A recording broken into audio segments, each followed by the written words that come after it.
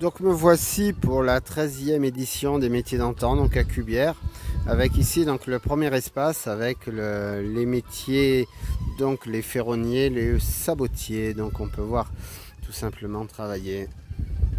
Donc voilà, c'est ici qu'il y aura le travail du blé, donc avec le travail des roues par exemple.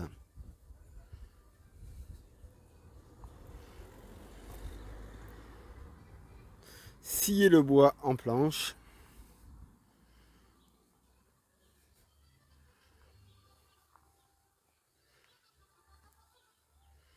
Donc voilà, donc tu en as un qui se mettait au-dessus, l'autre qui se mettait, donc on sciait les planches de cette manière.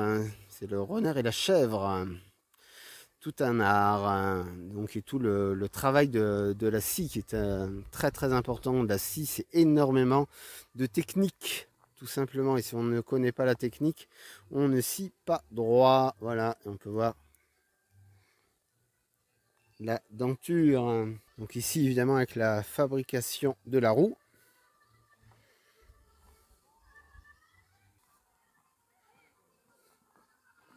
Donc ici, toutes les pièces détachées en bois.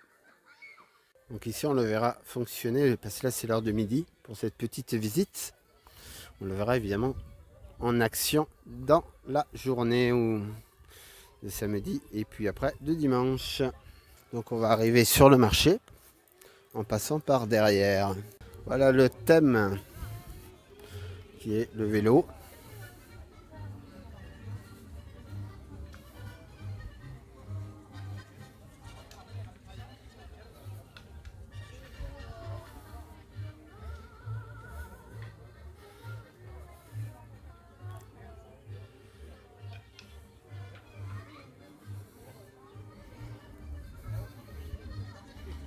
Voilà, donc le marché.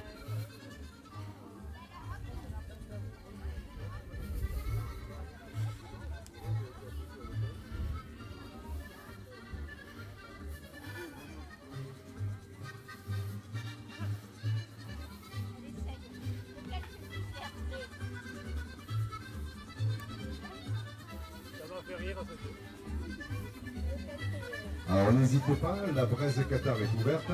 Tous les bénévoles, donc les bénévoles ne restent pas sur la file d'attente de la braise Qatar. Donc les bénévoles peuvent se diriger sur la gauche, donc à côté des grands sapins, pour se restaurer.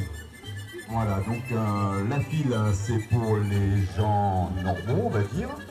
Nous les bénévoles, on n'est pas trop normaux.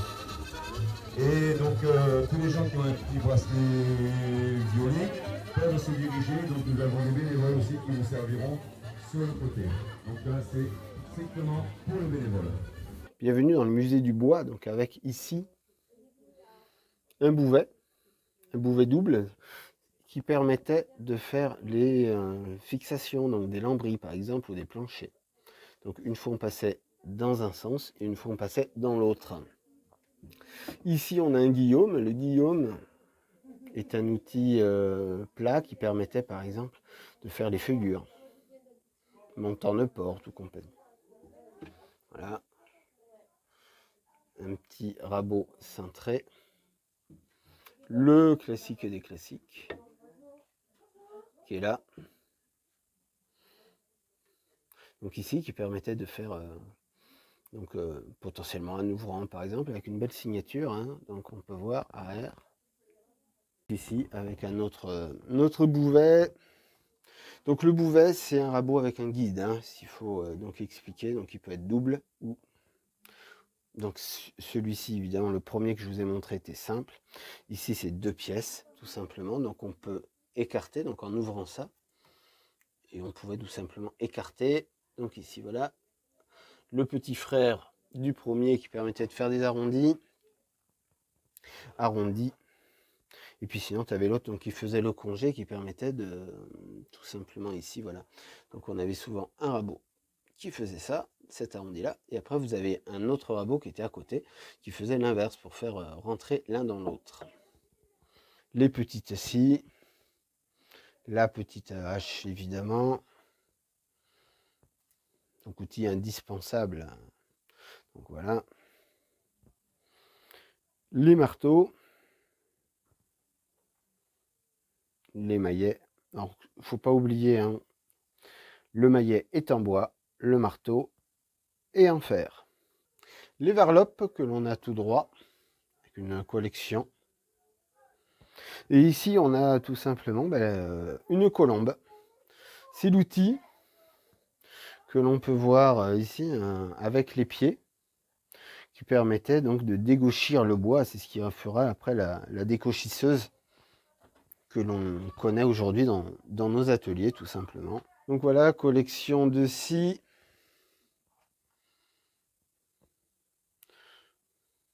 Les terrières qui permettaient donc de faire des trous. Donc il y a plusieurs possibilités de mèches. Donc hélicoïdale, évidemment, pour ici. Hein. D'autres systèmes qui aussi existent, tout simplement. Voilà. Ici, on a un outil de sabotier qui est ici. Grosse hache. Voilà les petits outils de précision que l'on a. Que moi, j'ai pas dans mon exposition, hein, que vous verrez pas. Les vilebrequins pour faire les trous. Allez, on va passer, on a les cloches. Les petits outils, les limes, les ciseaux à bois. Les bédanes, le bédane, donc ou dandane, que l'on a ici et ici. Une gouge.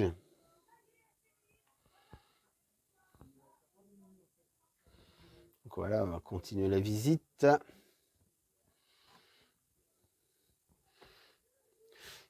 Voilà, donc ici, c'est l'outil qui permettait avec la hache, donc c'est une herminette, et qui permettait tout simplement de raboter le bois à l'époque, donc où le rabot n'existait pas. Et ça permettait tout simplement de raboter, on dansait autour des poutres, et ça permettait tout simplement de raboter la poutre pour faire les planches.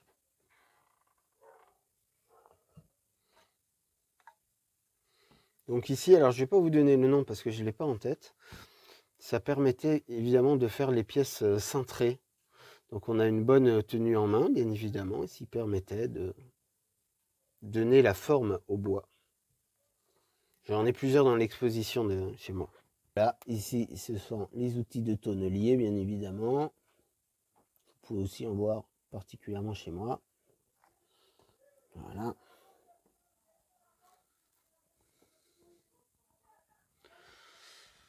Allez, donc ici, on a les scies à cadre.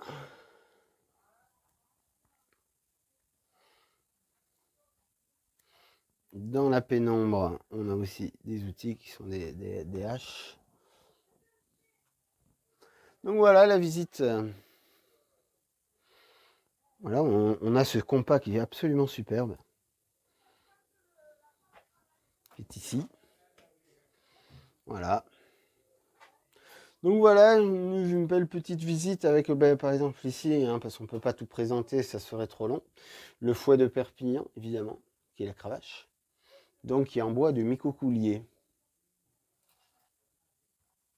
Donc voilà pour cette petite visite. Là aussi, on a tout simplement un compas. Donc voilà. Et avec l'établi d'époque.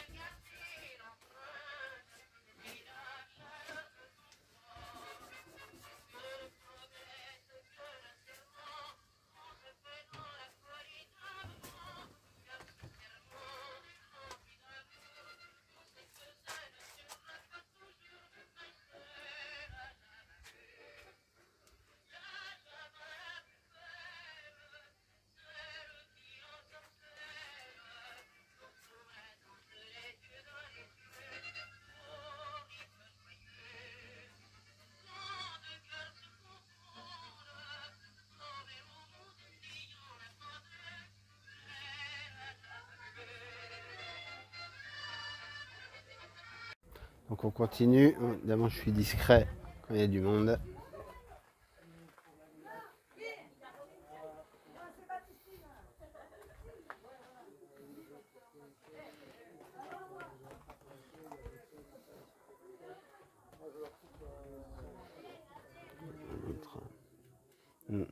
Notre musée, donc il y a beaucoup de musées avec les scies, le passe-partout. Toujours les haches, bien évidemment, un incontournable.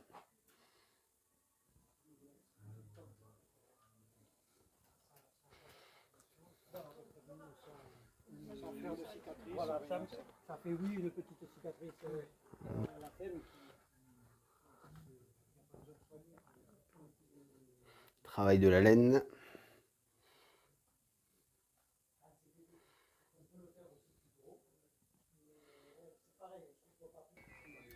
Bien, intéressant. Bon, eh bien.